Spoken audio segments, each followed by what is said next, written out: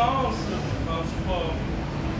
Oui, merci à celui qui nous rend tous les jours semblable à lui, à celui que nous présente au Père sans tâche et sans défaut, à celui qui a notre destin en main.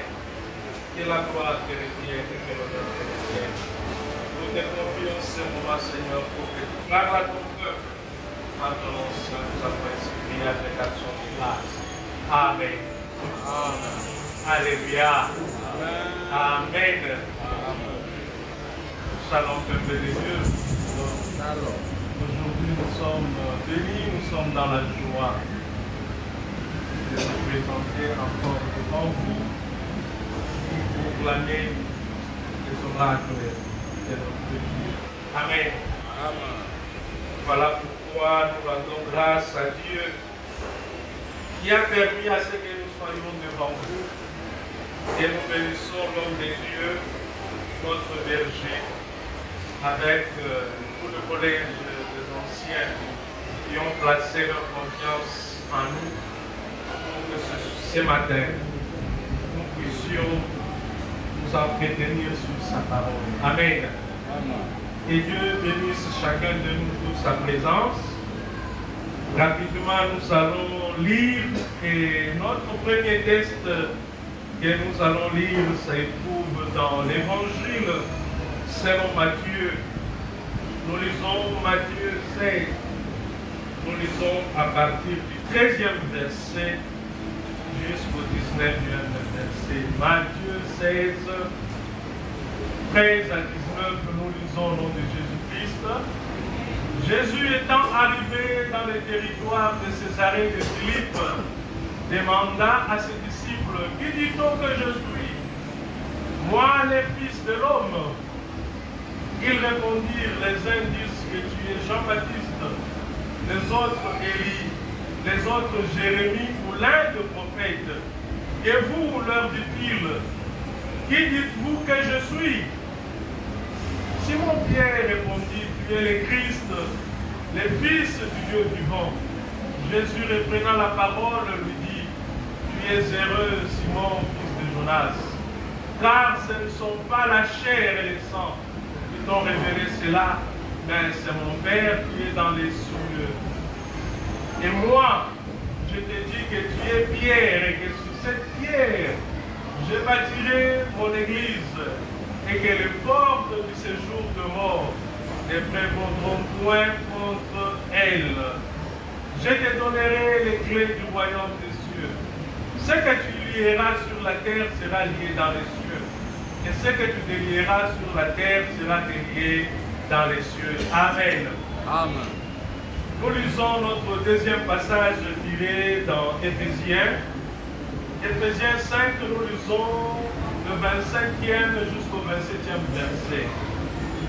Marie, aimez vos femmes, comme Christ a aimé l'Église et s'est livré lui-même pour elle, afin de la sanctifier par la parole, après l'avoir purifiée par le baptême d'eau, afin de faire paraître devant lui cette Église glorieuse, sans tache, ni ride, ni rien de semblable, mais sainte et irrépréhensible. Nous lisons notre dernier texte dans Apocalypse, le premier chapitre, nous lisons le 5e et le 6e verset. Et de la part de Jésus-Christ, le témoin fidèle, le premier-né des morts et le prince, le roi de la terre, à celui qui nous aime, qui nous a délivrés de nos péchés par son sang, et qui a fait de nous un royaume de sacrificateurs pour Dieu son Père. À lui soit la gloire et la puissance au siècle des siècles. Amen. Amen. Alléluia. Amen. Oui, nous venons de lire ce texte et nous voulons nous entretenir sur un thème, connaissant que le grand thème que nous avons, c'est mon Église, lieu de rencontre permanent avec Dieu par la sanctification. Et nous aujourd'hui, nous allons parler de l'Église glorieuse, C'est ce sous-thème que nous avions choisi, l'Église glorieuse, qui sera présentée au Père, sans tache ni ride, qui sera glorieuse, qui sera irrépréhensible. Cette Église que moi et toi, nous composons, nous faisons partie de cette Église. Nous avons parlé de cette Église car Christ lui-même a promis de bâtir cette Église. Amen. C'est lui l'architecte, le maçon, les bâtisseurs. C'est lui qui forge, qui donne forme à cette Église, qui donne forme à moi, qui donne forme à toi et qui nous intègre dans sa construction, selon que lui-même a conçu, selon que lui-même a prévu. Alléluia. Amen. Voilà pourquoi quand nous lisons Matthieu, Christ voulait connaître si réellement le monde le percevait comme Christ. Alléluia. Amen. Et quand il a posé cette question aux disciples, nous sentons dans les différentes spéculations que le monde de l'époque, que les Juifs ou toute la population qui a entendu parler de lui donnait comme réponse, nous pouvons dire qu'eux tous parvenaient à la conclusion que celui-ci c'était l'envoyé de Dieu. Quand on parle de Jean-Baptiste, Jean-Baptiste était certifié comme envoyé. Quand on parle d'Élie, Élie est certifié comme un envoyé de Dieu. Quand on parle de Jérémie ou un quelconque prophète, donc tout le monde savait que Christ venait de Dieu. Amen. Amen. Mais personne, à part Pierre, qui a eu cette révélation, n'avait pas cette perception que cette personne, le maître que j'ai, c'est le Messie. Amen. Amen. C'est le Christ. L'envoyé de Dieu par excellence, le représentant de Dieu, le créateur, le sauveur, qu'Israël attendait pour le sauver de l'emprise de l'Empire romain, mais surtout Israël attendait pour le règne messianique, parce qu'ils avaient cette promesse qu'il y a un Messie qui viendra, qui nous sauvera de tout, qui nous délivrera et qui fera de nous un royaume qui gouvernera tout le monde. Amen. Amen. Un royaume qui régnera sur tout le monde. On attendait ce Messie-là. On savait que ce Messie viendra de Dieu et il sera Dieu lui-même. Alléluia. Amen. C'est lui qui sera la parole de Dieu. C'est lui qui sera le messager de Dieu. Mais personne n'a vu ça en Jésus. Alléluia. Rien que Pierre qui a réalisé que non, cet homme qui nous a tirés de la mer où nous pêchons le poisson, cet homme qui nous a arrachés de ce que nous faisons, cet homme qui nous fait traîner dans sa suite, n'est pas un simple maître que nous avons, mais c'est l'envoyé de Dieu que nous attendons. C'est de lui que dépendra notre vie. C'est de lui qu'est notre vie. Alléluia. Amen. Et quand Pierre lui a donné cette révélation, le maître a dit que ça ne vient pas de toi. Ça ne vient pas de la connaissance que tu as acquis dans ce monde. Ça, c'est une révélation qui vient du ciel, qui vient de mon Père. C'est mon Père qui vient de te souffler que je suis son Christ. Alléluia. Amen. Et sur base de cette révélation, sur base de cette déclaration, moi, je bâtirai mon église. Amen. Amen. Moi, je bâtirai mon assemblée. Sur base de cette déclaration, j'ai le mandat maintenant de sauver tous ceux qui feront cette déclaration comme toi. Tous ceux qui découvriront que je suis le Messie. Je vais bâtir pour eux une assemblée. Amen. Amen. Je vais bâtir pour eux un corps qui sera ma représentation, qui sera moi. Je vais me voir en eux. Alléluia. Amen. C'est ça l'assemblée de Dieu, l'église de Dieu, son corps. Quand il voit l'église, il se voit. Alléluia. Amen. Et c'est ce que Éphésiens nous dit, que Christ aime l'église comme il s'aime lui-même. Quand il voit l'église, l'église est un miroir qui reflète son image, qui reflète sa personne. Amen. Amen. La personne du Dieu, la personne du Messie.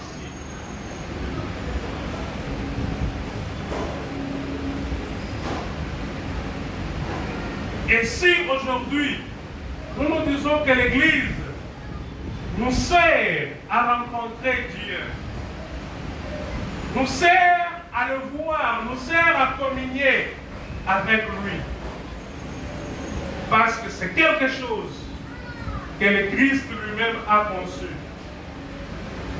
pour que ça soit un point d'intercession, un point de rencontre entre lui et la nature humaine pécheresse qui doit être sauvée.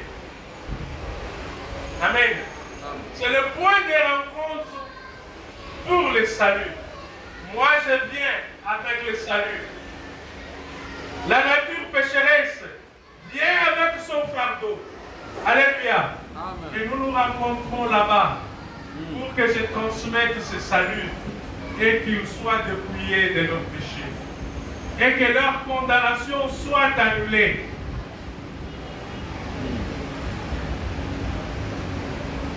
Et à partir de ce moment, ça devient un point où Christ prépare le racheté à la rencontre de Dieu. Amen. Amen. Ça devient un point où Christ, on dit qu'il commence à laver, qu'il commence à modeler, qu'il commence à transformer. Qu'il commence à éloigner les pécheurs de toute tâche, de toute souillure, de tout ride, de toute malformation. Qu'il commence à refaire la perfection dans les péchés, afin que ce jour-là, qu'il puisse présenter quelqu'un qui est sans tâche, quelqu'un qui n'a aucune malformation, quelqu'un qui est parfait, quelqu'un qui reflète la gloire de Dieu. Alléluia. Amen. Et tout ce processus, c'est ce processus-là que nous appelons la sanctification. Donc chaque fois, quand nous nous considérons comme Église, chaque fois, quand nous nous disons appartenir à l'Église, chaque fois que nous nous identifions à l'Église, nous devons réaliser que nous sommes dans un processus de transformation. Nous sommes dans un processus où Christ nous retouche, où Christ nous bâtit. Nous sommes considérés comme les différents assemblages qui constitueront cette bâtisse merveilleuse, qui constitueront même les symboles de sa victoire. Alléluia. Amen. Qui donneront un sens à sa mort sur la croix, qui donneront un sens à son séjour dans le tombeau, qui donneront un sens à sa victoire sur le tombeau. Amen. Amen. Sur la mort, sachons-le bien, Christ vit à la droite du Père. Amen. Amen. Pour toi et pour moi. Alléluia. Amen. se dire que je vis, sa raison de vie, c'est ce sacrifice qu'il a payé. Il se dit, je dois vivre parce que j'ai payé un prix. Alléluia. Un prix. C'est ce pécheur que moi et toi nous étions. Ils sommes maintenant rachetés. Et qui attendons cette gloire qui vienne parce que Christ est en train de nous remodeler, de nous façonner, de nous transformer. Il vit à la droite du Père pour ça. Alléluia. Amen. Pourquoi? On dit que parce qu'il s'est donné. C'est ce que nous lisons dans Éphésiens. Amen. Amen. Éphésiens nous dit ceci.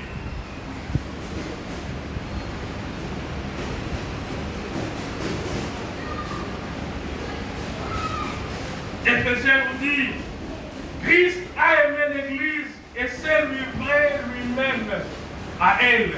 Amen. Amen. Et quand Pierre a eu cette révélation, Christ a dit que ça y est, maintenant je commence à mettre le fondement de mon Église. Alléluia. Amen. Et dans la suite de ce passage, nous lisons que dès ce moment, Christ a commencé de parler de sa mort. Christ a commencé maintenant à parler aux disciples de ce qui viendrait, de ce qui va arriver dans les jours à venir. Amen. Mais bien avant cela, il s'est livré, il s'est donné. Il a dit au Père que je suis là. Moi, j'accepte de payer le prix. J'accepte si l'homme est perdu. J'accepte que je sois mis à mort. J'accepte d'affronter la mort. J'accepte d'affronter l'enfer. Si l'enfer l'emporte sur moi, tant pis, je meurs et l'homme reste dans la perdition. Alléluia. Amen. On nous dit dans l'Apocalypse que ce jour-là, il y avait un silence dans les cieux. Devant le trône de Dieu, il y avait un silence. Parce qu'aucun saint de l'Ancien Testament, aucun ange, aucune autre créature ne pouvait se livrer à cet exercice. Amen. Et elle se dit, moi-même alors je le ferai. Moi-même je me livre, je me donne à toi, le Père. Offre-moi un sacrifice. Je pars pour l'acheter, l'homme que tu as créé à ton âge, pour que cette image ne soit pas dans la perdition, mais qu'elle soit rachetée pour la vie éternelle. Alléluia. On dit qu'il s'est donné, qu'il s'est livré lui-même afin de la sanctifier, de la rendre propice pour Dieu, de la faire une propriété exclusive de Dieu. Je ne sais pas si nous réalisons qu'en étant dans l'Église, qu'en se disant croyants, que nous sommes des propriétés exclusives de Dieu. Alléluia. Amen. Par la sanctification, Dieu nous met à part. Et comme nous sommes mis à part, lui nous façonne, lui nous transforme. Il a livré sa vie, il a livré son corps, il a livré sa chair. Il s'est présenté comme souverain sacrificateur avec son propre sang. Donc j'offre ma propre vie sur l'autel devant Dieu. Je suis là le sacrificateur, mais je n'ai pas d'agneau, je n'ai pas de bœuf. L'offrande, c'est moi-même, mon sang est là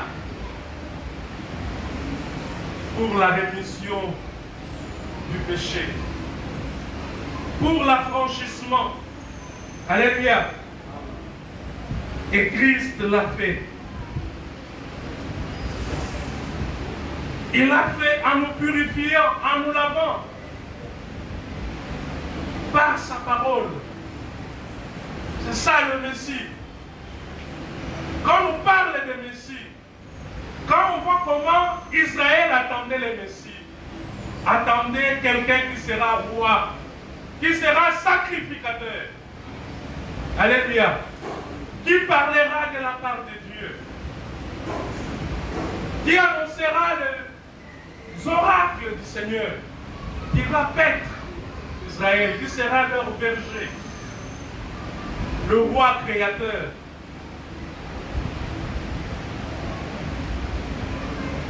Mais Israël ne pensait pas que ce roi-là sera un sacrifice. C'était un mystère voilé pour lui, que Christ dévoile maintenant auprès de ses disciples que nous sommes. Amen. Il dévoile que moi je suis le Messie. Mais avant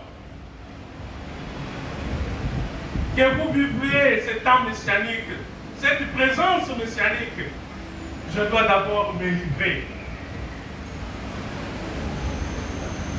Je dois payer un prix qui fera que je sois à mesure de vous racheter, à mesure de vous sauver. Alléluia. Quand Israël attendait le Messie, ils attendaient un prophète qui parlera de la part de Dieu, qui donnera les orientations célestes, qui fera que par cette parole, Israël puisse gouverner, puisse régner, puisse dominer dans le monde. Alléluia. Alléluia. Et nous avons cette parole qui nous gouverne, qui nous nourrisse, qui conduit maintenant nos vies. Amen. Et c'est par là que nous sommes lavés. Par là que nous sommes transformés. Par là que nous vivons la présence du Seigneur. Amen. Et c'est ce que Christ fait. C'est ce que Christ a fait et continue de faire. Parce qu'il est notre prophète. Il nous parle tous les jours. Amen. Chaque jour, nous vivons son intimité. Nous vivons sa présence. Cette présence nous parle. Cette présence fait que nous puissions recevoir ce que le monde ne peut nous donner. Amen. Nous recevons les richesses du ciel. Nous recevons la grâce, les mystères de Dieu. Nous recevons sa vie. Et nous sommes façonnés, nous sommes transformés. C'est ce que Christ fait. Alléluia. Pour que moi et toi nous soyons glorieux. Glorieux. Parce que nous nous disons victorieux. Mais ce jour-là, parce que nous aurons aussi le prix de cette victoire. Amen. Parce que nous aurons des couronnes. Nous aurons des trophées avec nous. Alléluia. Ces trophées que j'encourage à chacun de nous présents dans ces lieux, d'y aspirer de tout son cœur, de toute sa personne, vivre sa vie pour avoir cette foi. Alléluia. C'est ça l'essence de l'Église. C'est ça le sens de ma rencontre avec Dieu. C'est ça l'essence de ma sanctification. Je me sanctifie en Christ pour que le trophée, la couronne de vie me soit destinée. Alléluia. Amen. Parce que lui maintenant, il vit non pour lui. Il vit maintenant pour son Église. Amen. Et son Église devient son corps. Son Église devient sa vie. Et si nous sommes dans son Église, nous faisons partie de la vie de Christ. Nous faisons partie des assemblages qui constituent sa maison. Nous faisons partie de son corps. Personne ne peut détester son corps. Personne ne peut détester sa vie. Tous ceux qui y sont parvenus, pour la plupart, ont mis fin à leur jour. Amen. Amen. Alléluia. Amen. Mais si tu vis jusqu'aujourd'hui, si jusqu'aujourd'hui tu n'es pas tenté à mettre fin à tes jours, parce que tu aimes ta personne, tu aimes ce que tu es. Alléluia. Amen. Et lui aussi, il aime son Église. L'Église devient le reflet de sa personne. C'est quelque chose qu'il ne peut plus perdre. C'est quelque chose qu'il garde jalousement. Parce que c'est sa personne. Parce que c'est lui-même.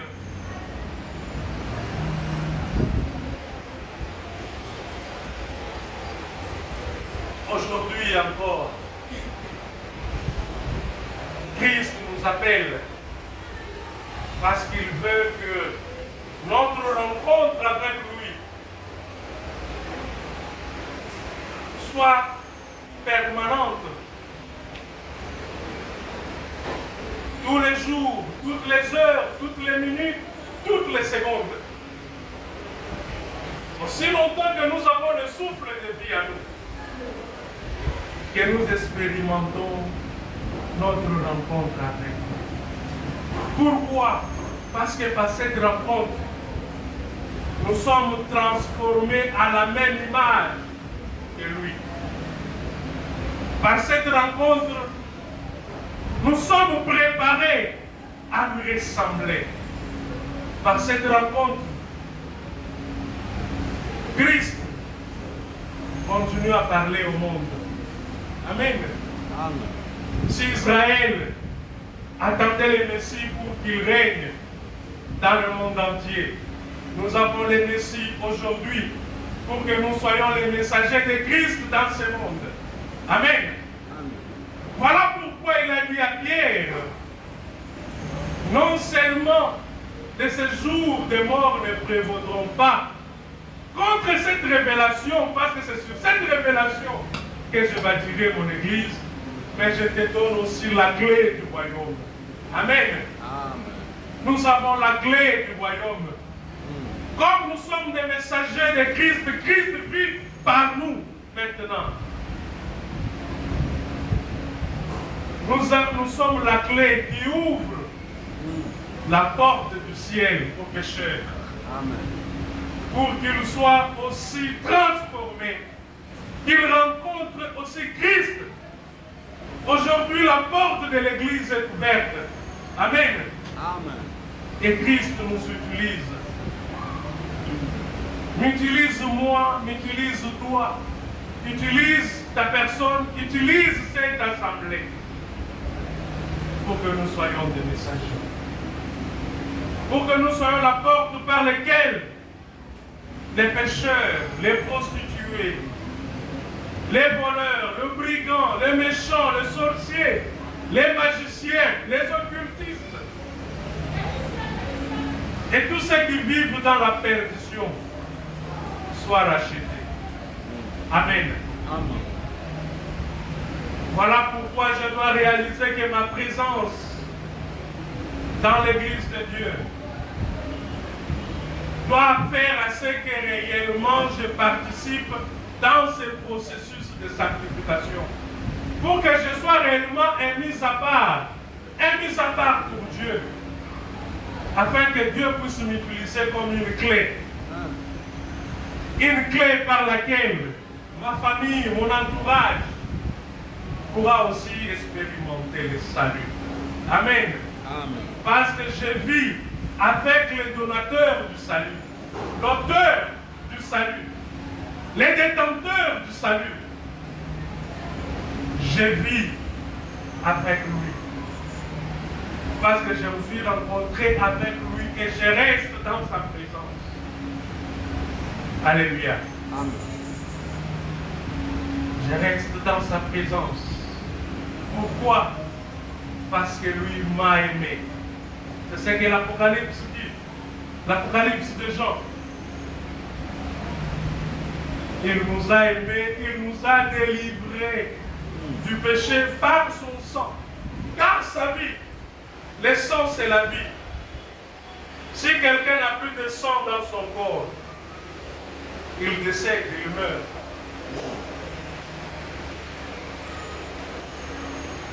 Les signes vitaux que les médecins manipulent pour connaître si la personne est encore en vie ou pas. Ils testent si dans les veines il y a encore la circulation du sang. Amen. Amen. Et bien sûr, quand on teste aussi les battements du cœur, ce battement du cœur est rythmé par la circulation du sang. Amen. Amen. Donc, si le sang ne circule plus dans ton corps, tu deviens un cadavre. Amen. Amen. Le sang, c'est ça notre vie. Quand le sang coule, c'est une vie qui coule. Et lui a donné sa vie à Dieu. Ma vie est là. Je te la donne. Ma vie ne représente rien. Si moi et toi, nous sommes perdus dans les péchés. Ma vie n'a aucun sens.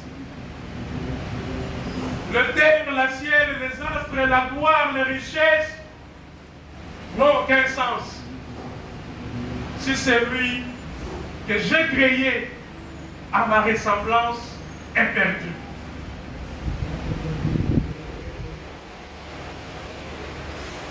Il nous a lavé par son sang, par sa vie. La vie de Christ en moi, la vie de Christ en toi, doit me laver, doit me sanctifier.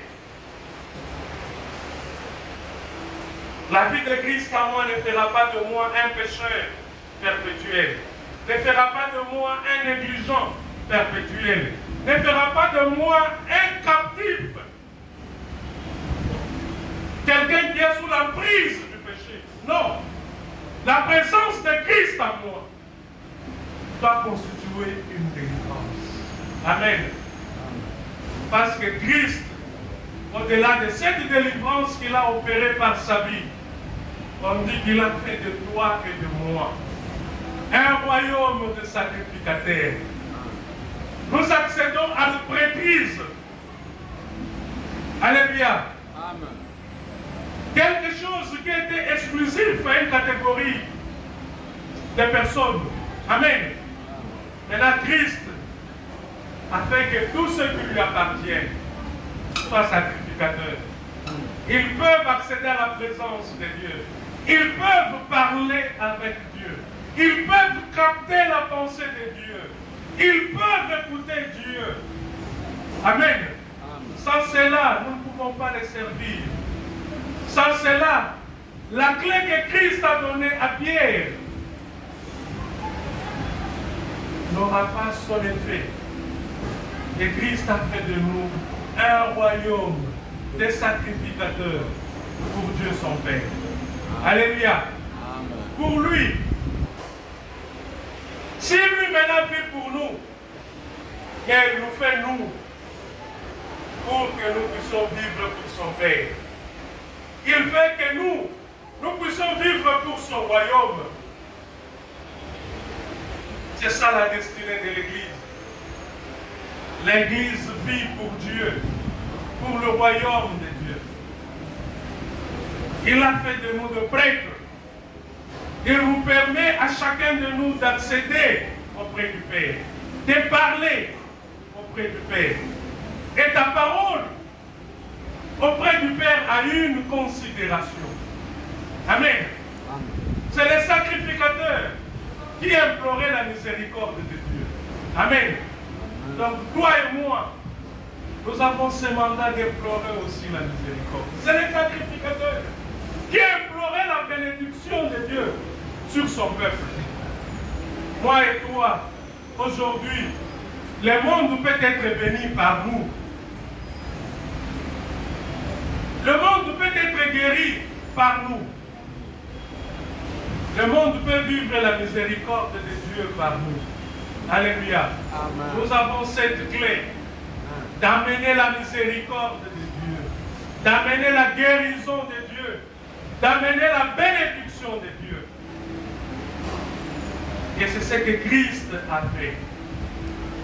Par la sanctification, Christ nous met à part pour que nous soyons les portes de la bénédiction, les portes de la miséricorde, les portes de la guérison. Voilà pourquoi nous avons même le pouvoir de lier. Amen. Amen. Ce que nous lions sur terre est lié au ciel. Amen. Et ce que nous ouvrons sur la terre, le ciel aussi nous donne son avis favorable. Amen. Alléluia. Amen. Est-ce que nous pouvons réaliser cela? Est-ce que nous pouvons dire que nous sommes des instruments de Dieu? Est-ce que nous pouvons dire que nous sommes dans ce processus